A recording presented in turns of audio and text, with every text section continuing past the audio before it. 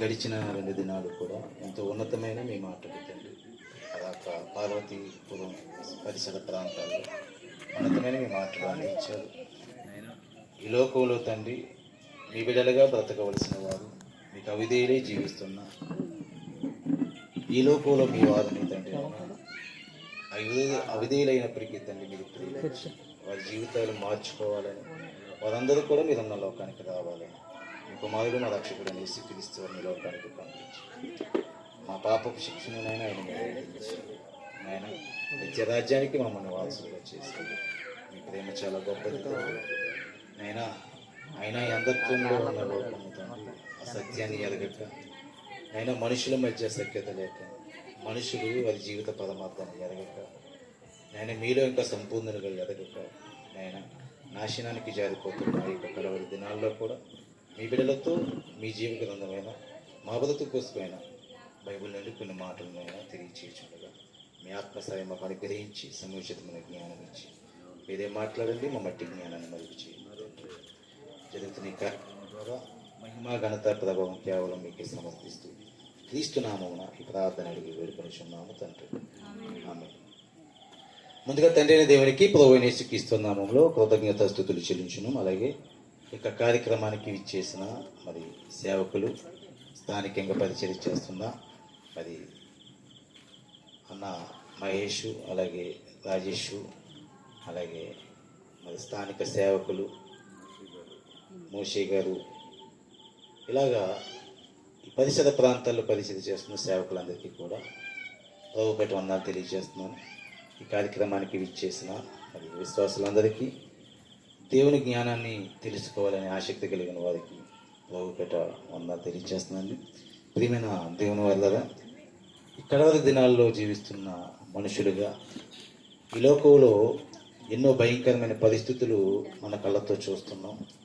మనం ఎదుర్కొంటున్న పరిస్థితులను కూడా మనం జయించలేని ఒక స్థితిలో ఉండి దేవుని యొక్క వాక్యము చేతనున్నప్పటికీ కూడా చేతకాని వారిగా సమాజంలో దేవుడు కోరుకున్న, దేవుడు ఆశించిన ఫలితాన్ని లోకంలో దేవుని పిల్లలుగా జీవిస్తున్నప్పటికీ దాన్ని మనం సాధించలేక, దేవుని సంతోషపెట్టలేక ఒక నిస్సహాయ స్థితిలో ఈరోజు దేవుని పిల్లలుగా చాలామంది దైవ గ్రంథాన్ని కలిగి జీవిస్తున్న వారిని మనం చూస్తున్నాం. వాస్తవానికి ప్రపంచం యొక్క జీవన విధానాన్ని మనం చూసినప్పుడు ఈరోజు సోషల్ మీడియాలో ఎన్నో భయంకరమైన పరిస్థితులు మనుషుల మధ్య ఎలాంటి పరిస్థితులు ఏర్పడుతున్నాయో మనం అనుదినము ఎన్నో విషయాలు చూస్తున్నాం. ముఖ్యంగా ఎక్కడ చూసినా దేవుని పేరట, అంటే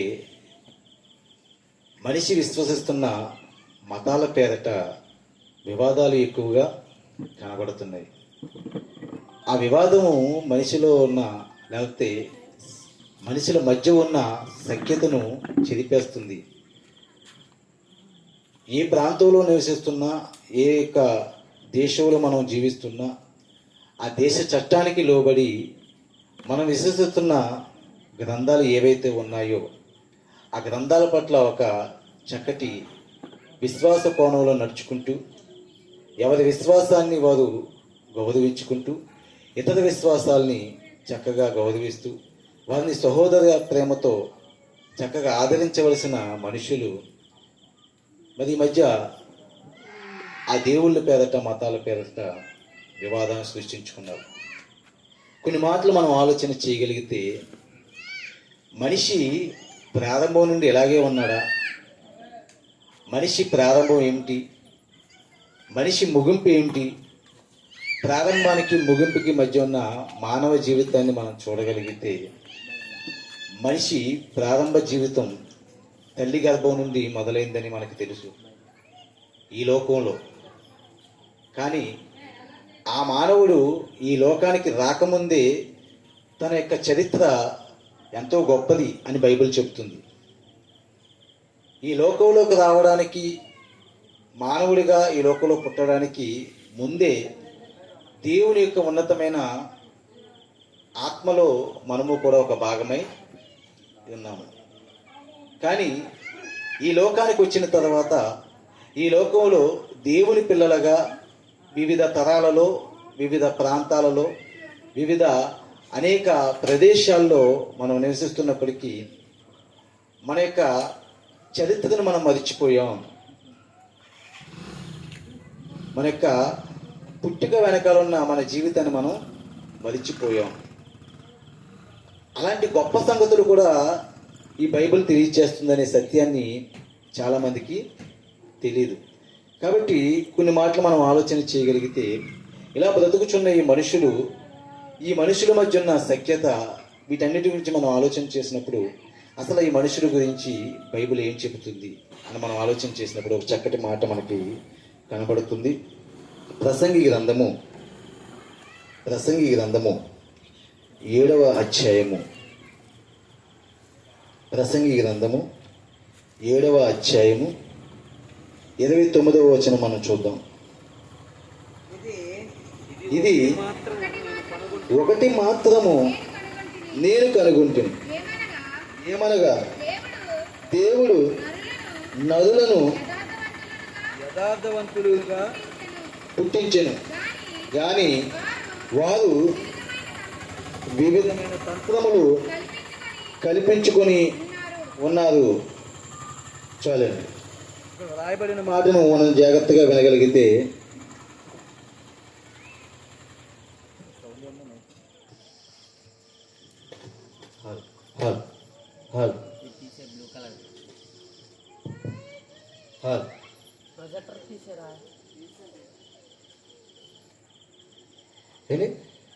రాయబడిన మాటను మనం జాగ్రత్తగా ఆలోచన చేయగలిగితే ఏమంటున్నాడు? ఇది ఒకటి మాత్రము నేను కనుగొంటిని.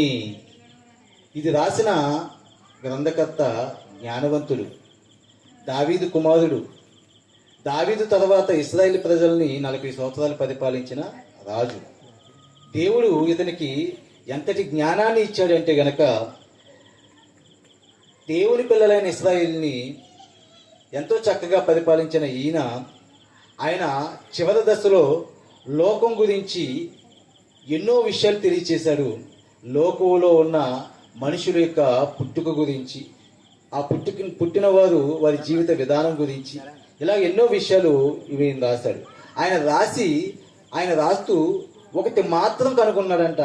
ఏమి కనుగొన్నాడు ఈ మనుషుల యొక్క పుట్టుక గురించి అంటే గనక, ఇది ఒకటి మాత్రం నేను కనుగొంటిని, ఏమనగా దేవుడు నదులను యథార్థవంతులుగా పుట్టించెను. తర్వాత ఏమన్నాడు? కానీ చూడండి, దేవుడు పుట్టించినంత వరకు ఎలా ఉన్నారు? ఈ భూమి మీదకి వచ్చిన వారు యథార్థవంతులుగా పుట్టించాడంట దేవుడు.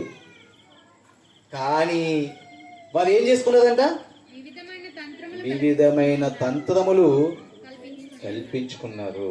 అంటే దేవుడు మనల్ని పుట్టించినప్పుడు మనం బాగానే ఉన్నామా? దేవుడు మనల్ని పుట్టించినప్పుడు మనం బాగానే ఉన్నామా? బాగానే ఉన్నాం. కానీ తంత్రాలు మంత్రాలు కల్పించుకున్నది ఎవరు? మనమే ఏం చేసుకున్నామంట? వివిధ తంత్రములు కల్పించుకున్నాం. ఏంటి ఆ తంత్రాలు అంటే గనక, మనలో సఖ్యత లేని స్థితి ఇప్పుడు కనబడుతుందంటే గనక, ఈరోజు పుట్టినవాడు వాడు పెరిగి పెద్ద అయ్యాక సమాజం ఎలా జీవిస్తున్నాడని చూస్తే గనక, వాడు పుట్టినప్పుడు ఉన్న యథార్థత పెరిగిన తర్వాత కనబడలేదు. వాడు పుట్టినప్పుడు ఉన్న పరిశుద్ధత పెరిగినప్పుడు కనబడలేదు. వాడు పుట్టినప్పుడు ఉన్న ఆ చక్కటి పాల వంటి మనసు పెరిగిన తర్వాత కనబడలేదు. ఎందుకు అంటే గనక, మనుషులందరూ కూడా ఏం చేస్తున్నారంటే గనక పాపము చేస్తున్నారు. పాపం అనగా వారికి స్వతహాగా పడుతున్న స్వబుద్ధితో ఈ లోకంలో బ్రతుకుచు వారి స్వార్థం కోసం బ్రతికేవారు ఎక్కువైపోయారు. అందుకే దేవుడు నదులను పుట్టించినప్పుడు యథార్థవంతులుగానే పుట్టించాడు. కానీ వారు పెద్ద అయిన తర్వాత, వారు ఎదిగిన తర్వాత, వారి వివిధ తంత్రములు ఏం చేస్తున్నారంట? కల్పించుకుని దేవునికి దూరం అయిపోయారు. ప్రియమైన దేవుని వల్ల దేవుడు ఈ లోకంలోనికి పంపిస్తున్న ఈ మనుషుల గురించి మనం చూడగలిగితే గనక, అసలు ఈ మనిషి పుట్టుకతోనే వాడి జీవితం ప్రారంభం అవుతుందా? పుట్టుకతోనే వాడి జీవితం ప్రారంభమయ్యి ఈ భూమి మీద చిన్న జీవిత కాలాన్ని అనగా 60-70 సంవత్సరాల జీవిత కాలాన్ని కలిగి ముగింపులో ఎక్కడి నుండి అయితే ప్రారంభమైందో అక్కడ ముగించుకోక ఈ ముగింపు అనేది ఎక్కడైతే ప్రారంభమైందో అక్కడికి చాలా దూరంగా ముగించుకుంటున్నాడు. అంటే వీడి జీవితం ఎక్కడ ప్రారంభమైందంటే కనుక మనకి కళ్ళకు కనిపిస్తున్న ఈ లోకంలో ఆడి జీవితం తల్లి గర్భం నుండి బయటికి రావడం నుండి ప్రారంభమైంది మనం అనుకుంటాం. వాడి జీవితం తల్లి గర్భంలో నుండి బయటికి రావడమే మనం చూసి ఏమనుకుంటాం, అప్పుడే ప్రారంభమైంది అనుకుంటాం. కానీ మన జీవిత ప్రారంభం ఎక్కడ మొదలైందో ఒకసారి మనం చూడగలిగితే కనుక ఒకసారి కీర్తన గ్రంథము 90వ అధ్యాయము కీర్తన గ్రంథము 90వ అధ్యాయము మొదటి వచనం చూద్దాం.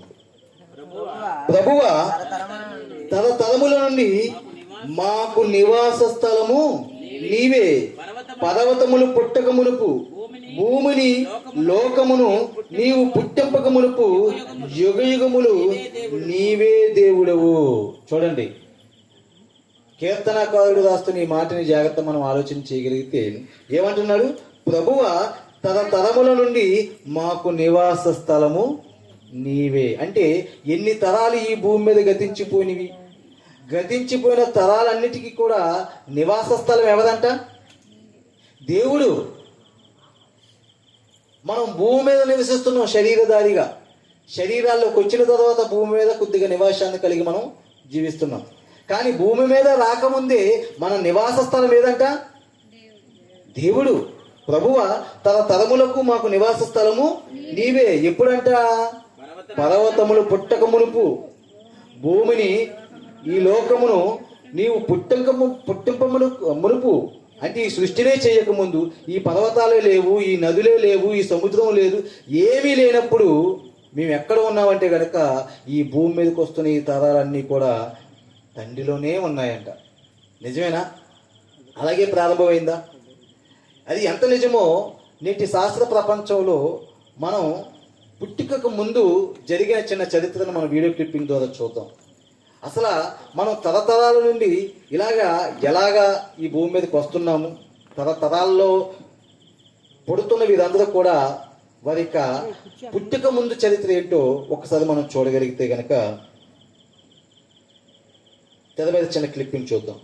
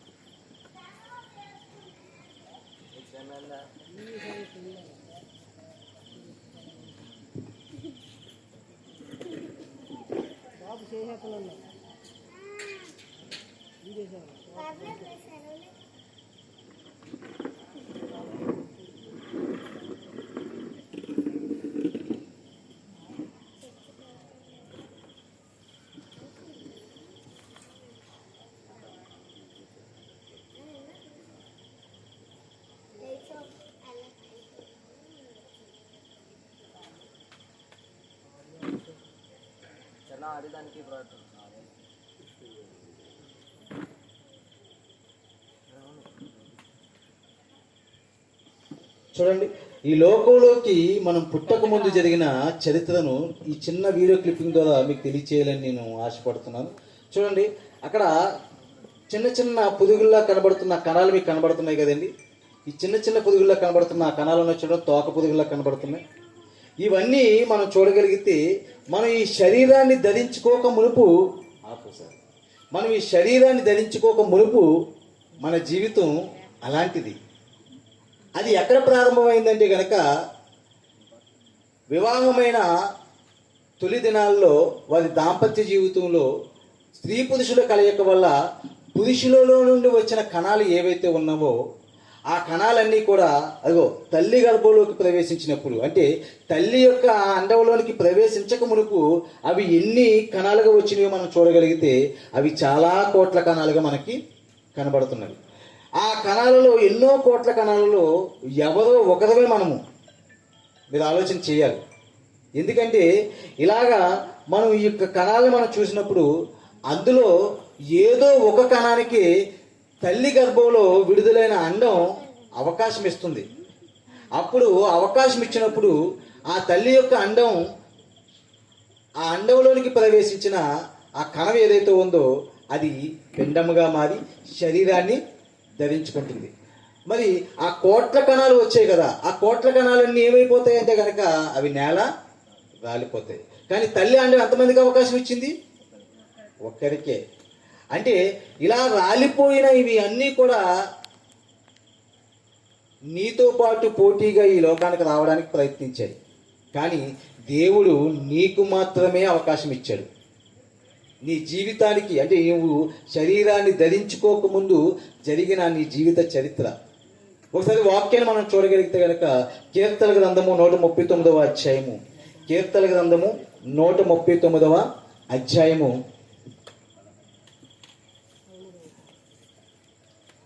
16వ వచనం మనం చూద్దాం. నేను పిండమునై ఉండగా నీ కన్నులు నన్ను చూచెను. చూడండి, దేవుడు మనల్ని ఎప్పుడు చూశాడంట? పిండమునై ఉండగా. అంటే ఇంకా మనకి ఈ శరీరము రాలేదు.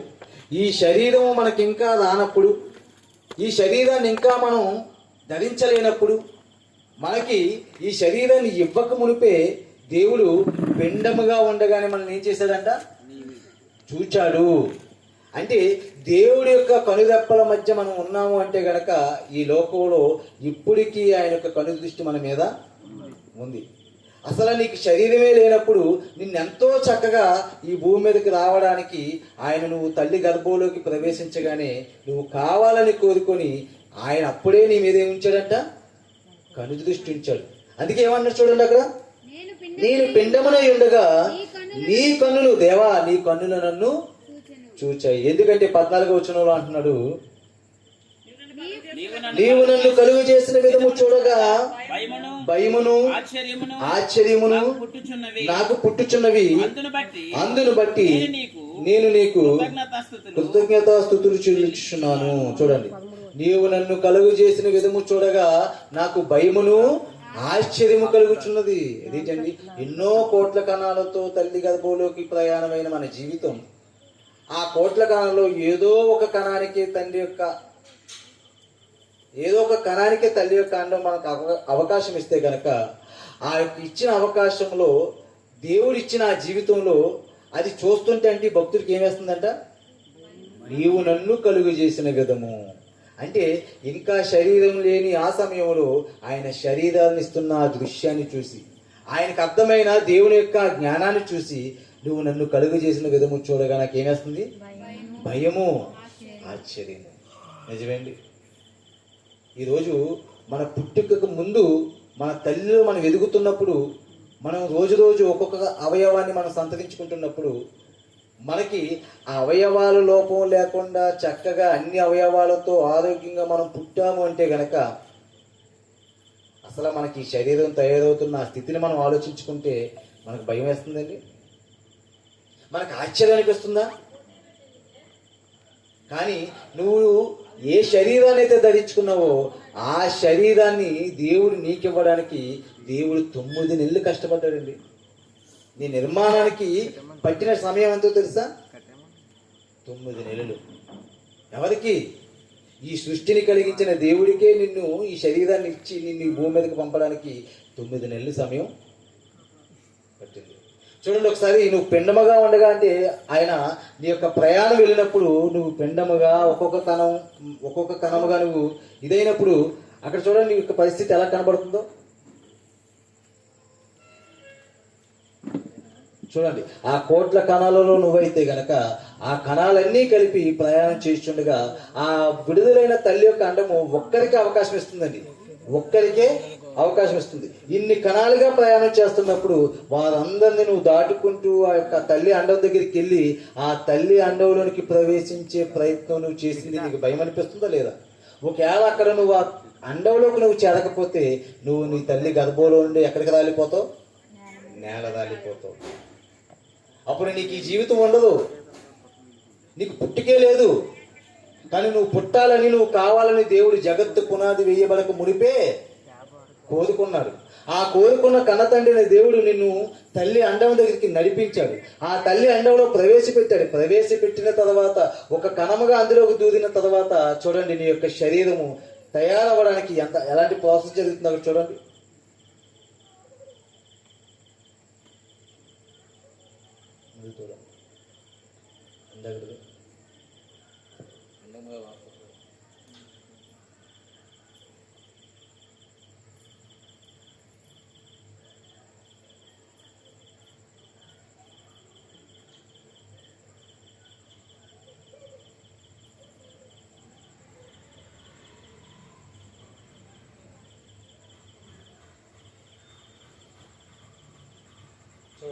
తల్లి అండంలోకి ప్రవేశించిన తర్వాత ఆ యొక్క కణం యొక్క పరిస్థితి ఎలా జరుగుతుందో మీరు చూడగలిగితే, అది ఒక కణానికి అవకాశం ఇస్తుంది. ఆ కణము తల్లి అండంలోకి ప్రవేశించిన తర్వాత ఒక కణము 4 కణాలుగా, 4 కణాలు 16 కణాలుగా అలాగే విభజన జరిగి ఒక్కొక్క కణము ఒక్కొక్క భాగంగా మారతాయి. కొన్ని శరీరంగా మారాలని, కొన్ని గుండెగా మారాలని, కొన్ని నరాలుగా మారాలని, కొన్ని చర్మంగా మారాలని వాటికి ఎవరో చెప్పినట్టుగా ఈ శరీర నిర్మాణం జరుగుతుందండి. ఆ కణాలన్నీ కూడా నీ శరీరంలో ఒక్కొక్క అవయవంగా మారి అది పిండమై, ఆ పిండము కొన్నాటికి శరీరధారి ఎలా మారుతుందో చూడండి. అది శరీరంగా ఎలా మారుతుందో చూడండి ఒకసారి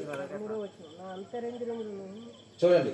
కీర్తన గ్రంథం 139 అధ్యాయము 13వ వచనం కూడా మనం చదవగలిగితే, నా అంతరేంద్రియములను నీవే కలగజేసేతివి, నా తల్లి గర్భమందు నన్ను నిర్మించిన వాడు నీవే, నన్ను నిర్మించిన వాడు నీవే.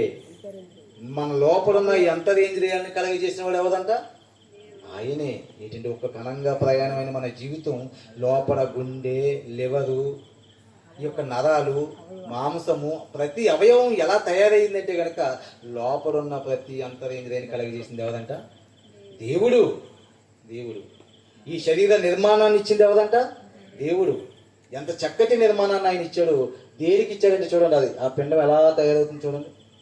ఆ పిండం చూడండి ఎలా తయారవుతుందో. తల్లి గర్భంలో ఒక కణంగా చేరిన ఆ పిండం ఎలా తయారవుతుందో చూడండి. దానికి ఒక్కొక్క రూపం ఎలా వస్తుందో చూడండి. ఇంకా కాళ్ళు రాలేదండి, చేతులు రాలేదు, ఇంకా తలకే సరిగ్గా పూర్తవలా.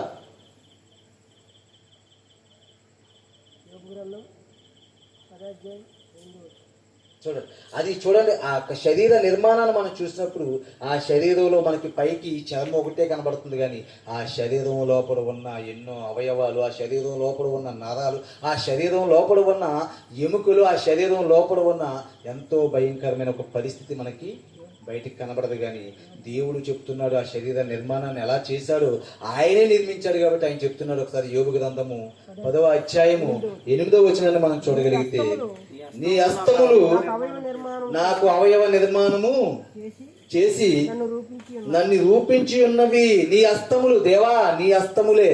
లేకపోతే ఈ శరీరం మనం చేసుకోగలవండి? మన కాళ్ళు మనకి కావాలి, మన చేతులు మనకి కావాలి, మనం చేసుకున్నామా? ఈ శరీరాన్ని మనం స్వతహాగా చేసుకున్నామా?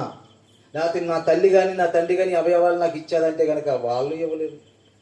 అసలు నేను లోపల కడుపులో ఉన్నప్పుడు నేను మగవాడినో ఆడదాన్నో అసలు వారికే తెలియదు. నేను తెల్లగా ఉన్నాను, నల్లగా ఉన్నాను తెలియదు. కానీ నిన్ను నిర్మించిన దేవుడు నీ గురించి చెప్తున్నాడు. ఏమన్నాడు?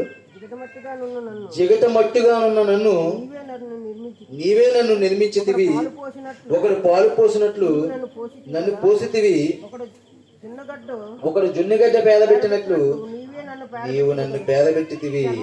చూడండి, చర్మముతోను మాంసముతోను నీవు నన్ను కప్పితివి, ఎముకలతోను నరములతోను నన్ను సంధించితివి. చూడండి, ఈ ఎముకలన్నీ నిలబడాలంటే కనుక ఈ ఎముకల గూడికి ఏముండాలి? నరాలతో సంధించాలి.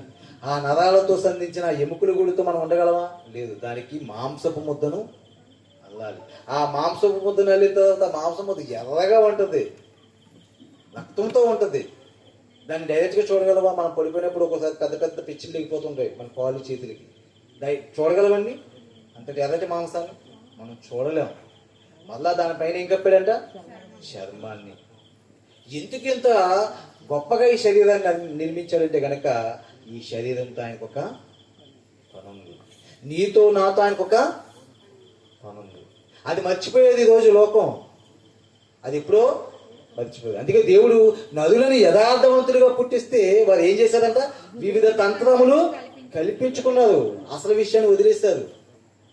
అసలు ఈ శరీరాన్ని దేవుడు నాకు ఎందుకు ఇచ్చాడో ఎరగలేకపోతాను. ఈ శరీరంతో నేను ఏం చెయ్యాలో తెలియకుండా బ్రతుకుతున్నాను. మరి ఈ శరీరాన్ని దేనికి ఇచ్చావు? దేనికి ఇచ్చావండి? ఏ తంత్రం అయితే నువ్వు కల్పించుకున్నావో ఆ తంత్రం చేత ఈ శరీరంలో ఒక నియమం ఏర్పడిందంటే ఏంటా నియమం? రోమపత్రిక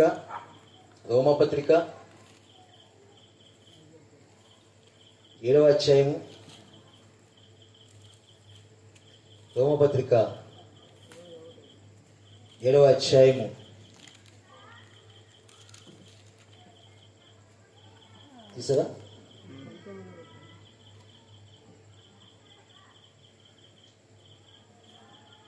23వ వచనం చూద్దాం. రోమపత్రిక 7వ అధ్యాయము 23వ వచనం.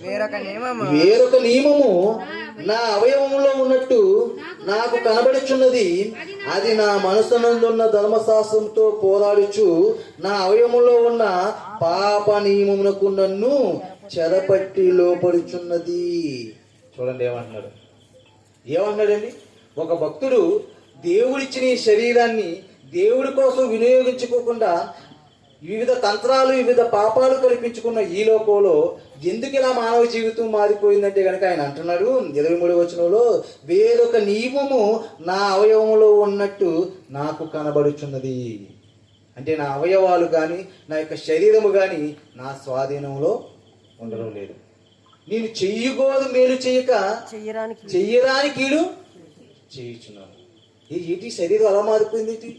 దేవుడు యథార్థవంతుడుగానే నిన్ను పుట్టిస్తే, దేవుడు నీకు మంచి శరీరాన్ని ఇస్తే, దేవుడు నిర్మించిన ఈ శరీరంలోనే ఎందుకు ఆ లోపం వచ్చింది? అంటే గనక మనిషి పాపానికి అమ్మబడ్డాడు. మనిషి తన స్వతహాగా తనకు తానే ఏం కల్పించుకున్నాడు? తంత్రాన్ని కల్పించుకున్నాడు. అందుకే మానవ యొక్క శరీర అవయవాలు ఏముందంట? వేరొక నియమము నాకు కనబడుచున్నది, అయ్యో నేను ఎంత అది నా మనసునందున్న ధర్మశాస్త్రముతో పోరాడుచు నా అవయవంలో ఉన్న పాప నియమమునకు నన్ను చెరపట్టి లోపడుచున్నది. చూడండి, ఇంతగా నియమం ఏంటంటే వేరొక నియమం, పాప నియమం. పాపానికి అమ్మేసుకున్న దేహాలు అని, పాపానికి లోపరుచుకున్న దేహాలు అని. అందుకే ఏ భేదము లేదు, అందరూ ఏం చేశారంట? పాపము చేశారు. అందరూ పాపము చేశారు. దేవుడిచ్చిన శరీరాన్ని అందరూ కూడా ఏం చేసుకున్నారు? పాడు చేసుకున్నారు. అందుకే అక్కడ ఏమన్నాడు?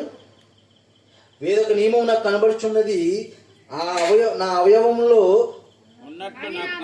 కనబడుచున్నది, అది నా మనసు నన్నున్న ధర్మశాస్త్రంతో పోరాడుచు నా అవయములో ఉన్న పాప నియములకు నన్ను చెరపడుచున్నది. అయ్యో నేనెంత దౌర్భాగ్యుడును, ఇట్టి మరణమునకు లోనగు శరీరం నుండి నన్ను ఎవరు విడిపించును. చూడండి ఏమంటున్నారు? ఒక భక్తుడు ఎందుకు నేను ఇలా మారిపోయాను, ఎందుకు నేను చెయ్యగోది మేలు చేయక చెయ్యడానికి ఎందుకు చేస్తున్నాను, నాలో ఏముంది అని ఆ భక్తుడు తను పరిశీలించుకుంటే వేరొక నియమం ఏదో అతను ఏం చేస్తుందంట? తన అవయవాల్ని లోపరుస్తుందంట. దేనికి? పాపానికి. దేవుడిచ్చిన ధర్మశాస్త్రంతో కూడా పోరాడుతుందంట ఆ నియమం. అలాంటి శరీరాలుగా ఈరోజు లోకంలో మనం మారిపోయాం. దేవుడు ప్రారంభ మానవుడైన ఆదాము నుండి ఈ లోకానికి తీసుకొచ్చిన మనమందరము కూడా అయ్యే శరీరాలను ధరించుకొని వచ్చాం. కానీ ఏ ఒక్కరైనా సరే శరీరాన్ని పవిత్రంగా కాపాడుకున్నారు? ఆదాము దగ్గర నుండి ఇప్పుడు దాకా వచ్చిన వారు అందరూ కూడా వారి శరీరాన్ని ఆ పాప నియమానికి లోబడకుండా కాపాడుకున్నారా? కానీ దేవుడు ఏమన్నాడు? భూమి మీదకి పంపిన నదులు అందరినీ నేను యథార్థవంతులుగానే పుట్టించాను. పుట్టడం అయితే ఎలా పుడుతున్నారు? అందరూ కూడా యథార్థవంతులుగా పుడుతున్నారు. కానీ పుట్టిన ప్రతి ఒక్కరు కూడా దేనికి లోబడుతున్నారు? పాప నియమానికి. అవునా? ఏ శరీరాన్ని అయితే ఈ మానవుడికి ఇస్తే ఈ మానవుడు పాడు చేసుకున్నాడో అదే మానవుడి కోసం ఈ లోకానికి తన కుమారుని పంపినప్పుడు అలాంటి శరీరాన్ని దేవుడు ఆయనకి ఇచ్చారంట. ఎవరికి? యేసుక్రీస్తు. మనం చెప్పుకుంటున్నాం కదా మన రక్షకుడు గొప్పవాడని, మన దేవుడు గొప్పవాడని మనం చెప్పుకుంటున్నాం కదా. ఆ దేవుడు అంటున్న మాట అంటే ఆయన పరలోకంలో ఉంటున్నప్పుడు అంటున్న మాట కాదు, పరలోకం నుండి ఈ లోకంలోనికి శరీరధారిగా వస్తున్నప్పుడు ఆయన చెబుతున్న మాట చూడండి ఒకసారి.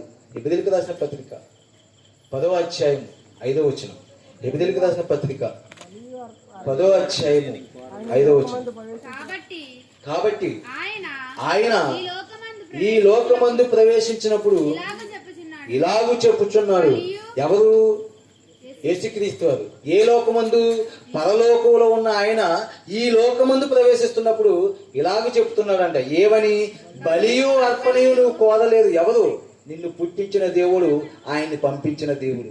నిన్ను పుట్టించిన నీ కన్న తండ్రి, ఆయన పంపించిన కన్న తండ్రి. మీ దేవుడును నా దేవుడును, మీ తండ్రియు నా తండ్రియు. ఆయన ఏమంటున్నాడంటే బలియు అర్పణ నువ్వు కోరలేదు కానీ నాకు ఒక శరీరాన్ని అమర్చితివి. ఏంటి? నీకు ఇచ్చిన లాంటి శరీరం ఆయనకి కూడా అమర్చాడంట. తల్లి గర్భంలో నువ్వు ఎలాగైతే 9 నెలలు ఈ యొక్క అవయవ నిర్మాణాన్ని పొందుకుని ఈ లోకానికి వచ్చావు, అలాగే యేసుక్రీస్తు వారు కూడా ఈ లోకానికి రావడానికి కన్యక గర్భవతులు ఏమయ్యారండి? శరీరాన్ని నిర్మించుకుని ఈ లోకానికి వచ్చారు. అందుకే ఆ శరీరం ఎవరిచ్చారని చెప్తున్నాడు? యేసుక్రీస్తు చేసుకున్నారా? కాదు, నీకు ఇచ్చిన దేవుడే ఆయనకి ఇచ్చాడు. నువ్వు నాకు ఒక శరీరాన్ని అమర్చితివి, నీవు నాకు ఒక శరీరాన్ని అమర్చితివి. దేవా, నీవే నాకు ఈ శరీరాన్ని ఇచ్చావు.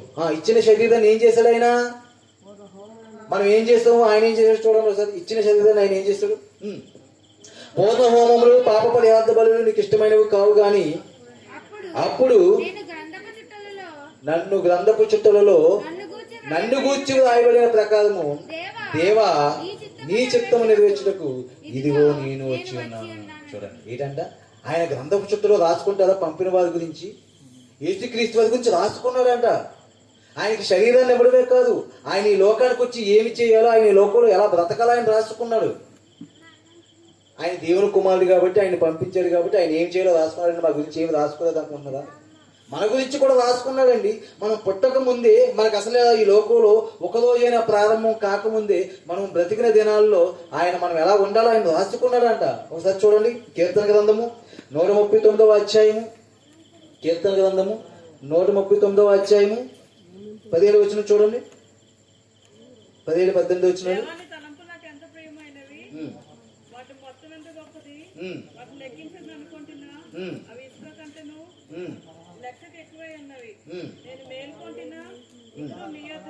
పదహారు వచనం చూద్దాం. 16 వచనం. నేను పిండమునై ఉండగా నీ కన్నులు నన్ను చూచెను, నియమింపబడిన దినములలో ఒక్కటైనా కాక మునిపే నా దినములన్నీయు నీ గ్రంథములో లిఖితములాయెను. చూడండి, పిండముగా ఉన్న చూసుకున్న ఆ దేవుడే నీకు శరీరాన్ని ఇచ్చిన తర్వాత ఈ భూమి మీద ఎన్ని దినాలు నువ్వు బ్రతకాలో ఆయన నియమించిన దినాలన్నీ ఏం చేసుకున్నాడంట? నియమింపబడిన దినాల్లో ఒక్కటైనా, ఇంకా నువ్వు భూమి మీద ఇంకా ప్రారంభించలేదు కాక మునిపే ఆయన ఏం చేశాడంట? నా దినములు, నేను ఎన్ని సంవత్సరాలు బ్రతకాలి, ఏ రోజు పుట్టాలి, ఏ రోజు చావాలి, ఏ రోజు ఏ పని చేయాలి, ఏ రోజుకి ఈ శరీరాన్ని దేని కొరకు వాడాలో ఆయన ఏం చేసుకున్నాడంట? నా దినములన్నీ నీ గ్రంథములో లిఖితములు. ఆయన లెక్కించుకున్నాడు, రాసుకున్నాడు. నీ గురించేనా? ఆయన కుమారుడైన యేసుక్రీస్తు గురించి ఏమన్నాడు? బలి అర్పణ నువ్వు కోరలేదు కానీ నాకు ఒక శరీరాన్ని అమర్చితివి, పూర్ణ హోమములు పాప పరిహార్థ బలులు నీకు ఇష్టమైనవి కాదు గాని అదిగో నన్ను గురించి గ్రంథపు చుట్టలో రాసుకున్న ప్రకారం దేవా ఈ చిత్తము నెరవేర్చుటకు ఇదిగో నేను వచ్చి. దేవుని పిల్లలుగా వచ్చిన మనం అందరము కూడా ఈ శరీరాలతో త్రోవ తప్పేశాము. అదే శరీరాన్ని ఇస్తే ఆయన ఆ దేహముతో దేవుని చిత్తాన్ని ఏం చేశాడో తెలుసా? ఏ పాపమైతే నిన్ను నేరుతుందో ఆ పాపము నుండి నిన్ను విడిపించడానికి, నీకిచ్చిన దేహాన్ని మళ్ళా మహిమదేహంగా మార్చడానికి ఆయన తన దేహాన్ని ఏం చేశాడో తెలుసా? ఒకసారి చూడండి, ఎబిదీయులకు రాసిన పత్రిక 10వ అధ్యాయం 10వ వచనం. ఎబిదీయులకు రాసిన పత్రిక 10వ అధ్యాయం 10వ వచనం. యేసుక్రీస్తు వారి యొక్క శరీరము ఒక్కసారి అల్పించబడుట చేత ఆ చిత్తమును బట్టి మనము పరిశుద్ధపరచబడి ఉన్నాం. ఆయన ఒక్కసారి అర్పించాడంటే దేన్ని? మేకనా, కోడినా, గుదెనా? కాదు కాదు, ఆయన ఇచ్చిన శరీరాన్ని ఎలాగ అప్పగించాడు, ఎలా దేవుడికి అర్పించాడు అంటే గనక ఆయన జీవిత కాలంలో ఏ పాపము చేయలేదు, తన అవయవాల్లో ఏ పాప నియమాన్ని ఆయన చేయలేదు. అందుకే ఆయన జీవించినప్పుడు ఆయన ఆ రోజు లోకానికి వేసిన ప్రశ్న ఏంటో తెలుసా? నాలో పాపం ఉందని మీలో ఎవడు నేరస్థాపన చేయగలరు? అంటే ఆయనలో పాపం లేదా? ఆయనలో పాప నియమం లేదా? లేదు. ఆయన శరీరాన్ని పాపానికి ఇవ్వలేదు. మనలో ఏముంది? ఏదో ఒక నియమం నన్ను లోపరుస్తుంది. ఏంటంటే అది నాలో ఉన్న ధర్మశాస్త్రంతో పోరాడుతున్న పాప నియమం అని చెప్పాడు. కానీ యేసుక్రీస్తు యొక్క శరీరం దేని గురించి అర్పించాడంట చెప్తున్నాడు అక్కడ. 10వ వచనం మళ్ళా చదవండి. ఏమన్నాడు అక్కడ? యేసుక్రీస్తు వారి యొక్క శరీరము ఒక్కసారియే అర్పింపబడుట చేత, ఆయన శరీరము ఒక్కసారియే అర్పించబడుట చేత, దేవుని చిత్తం ఆయన శరీరాన్ని ఎందుకు ఇచ్చాడంటే ఆయన అర్పించాలి. దేనికోసం అంటే పాప పరిహారానికి ఆయన శరీరాన్ని అర్పించాలి. ఆ చిత్తమును బట్టి మనము ఎవరు? దేవుడు ఇచ్చిన కదా ఈ దేహాన్ని, ఈ జీవితాన్ని, ఈ ఆయుష్ని. ఇప్పుడు మనం ఏమవ్వాలంట అంటే మనం పరిశుద్ధులం కాము. మన శరీరాలు మనం పాపానికి అమ్మేసుకున్నాం. ఇప్పుడు ఆయన అలాగ అప్పగించడం చేత మనకేమిచ్చాడంట? పరిశుద్ధతను ఇచ్చాడంట. చూసారా? దేవుడు ఇచ్చిన ఆ దేహాన్ని మనం ఏం చేస్తున్నాం?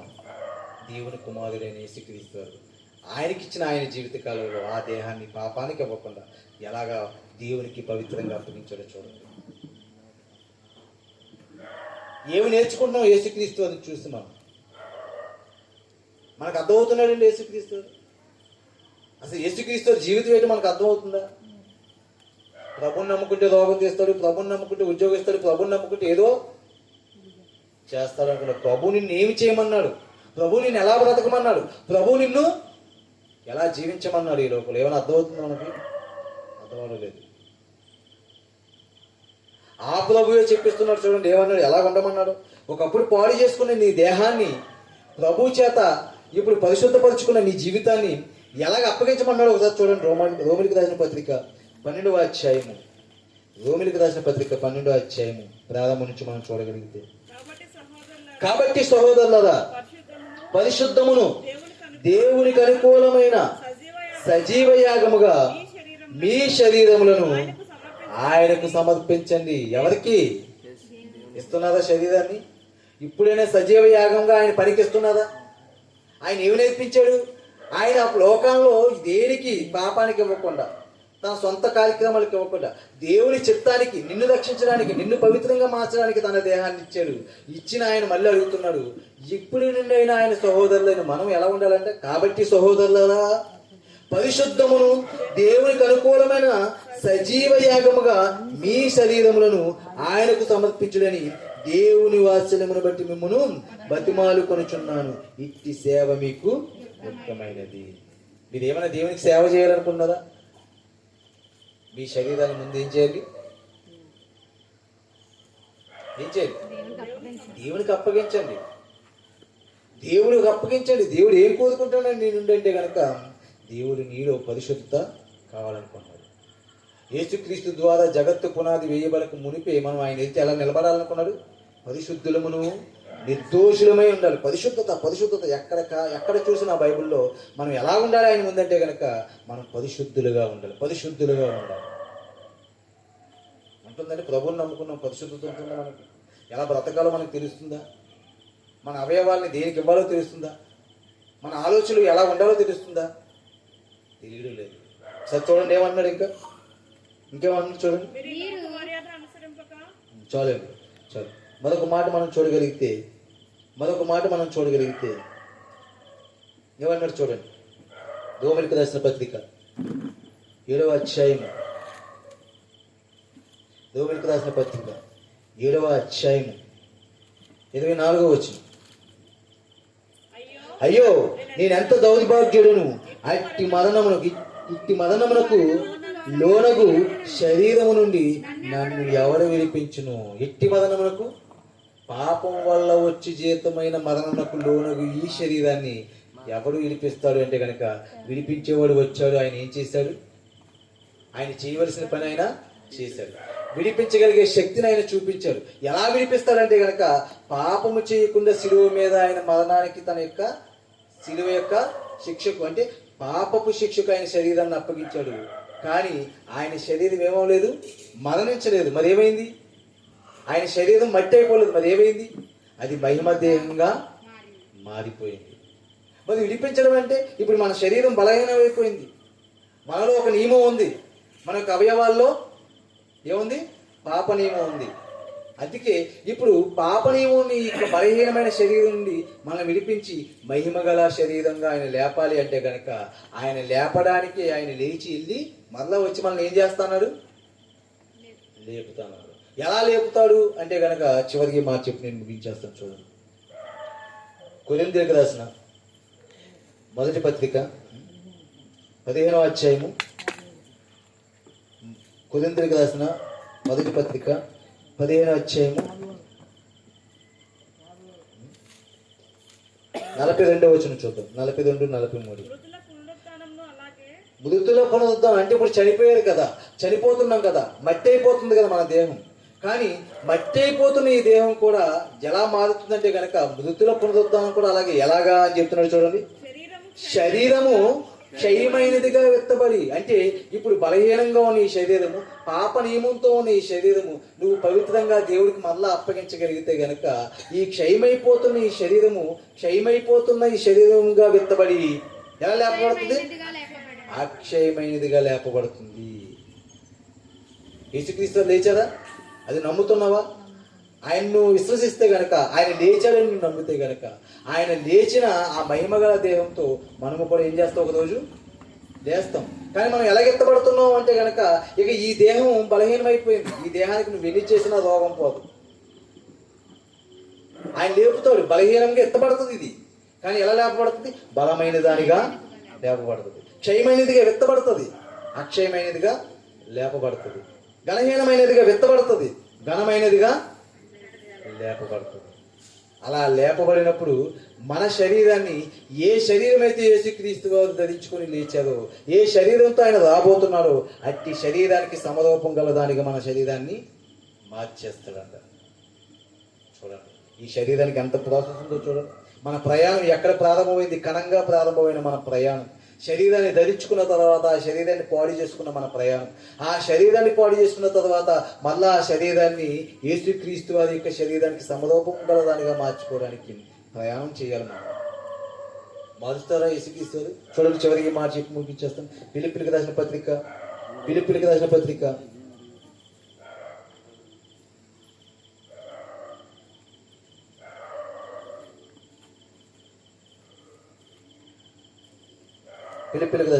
3వ అధ్యాయం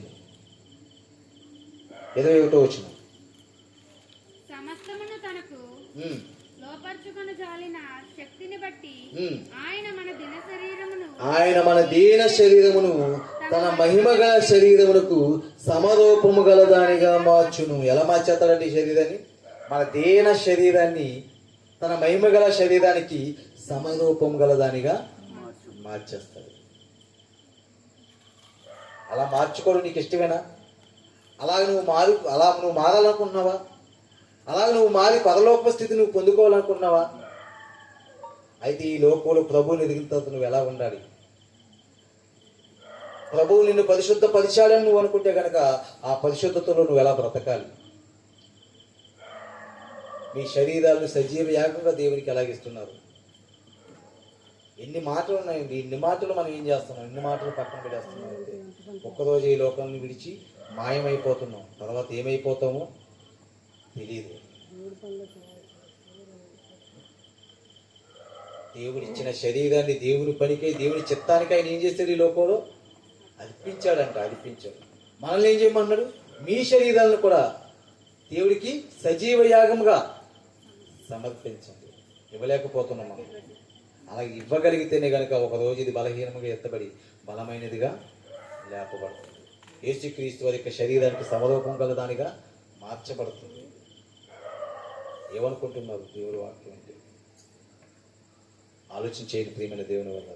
ఎందుకంటే మనం పుట్టాం కాబట్టి ఈ లోకంలో ఏదో ఈ చిన్న జీవితాన్ని మనకు నచ్చినట్టుగా బ్రతికేస్తే, ఏదో ప్రభుని నమ్ముకున్నాం కదా, బాప్తిజం తీసుకున్నాం కదా, మనకేదో దేవుడు పరలోకి ఇచ్చేస్తాడు కదా అనుకుంటున్నామేమో. దేవుడు మనసుని ఎదగాలి, దేవుడి కోసం ఏం చేయాలో అది చేయగలగాలి. ఇచ్చిన సమయాన్ని వృధా చేసుకోకూడదు. వాక్యం అంత చెప్తుంది. మీరు సమయమును పోనీయక సద్వినియోగం చేసుకొనొచ్చు, మీరు సమయమును పోనీయక సద్వినియోగం చేసుకుంటూ ఒకరోజు మళ్ళా సమయం ఉండదు మనకి. అప్పుడు గుండెలు బాదుకుంటాం. ధనవంతులు బాదుకున్నారు కదా, అలా బాదుకుంటాం. అలాంటి పరిస్థితి రాకూడదు.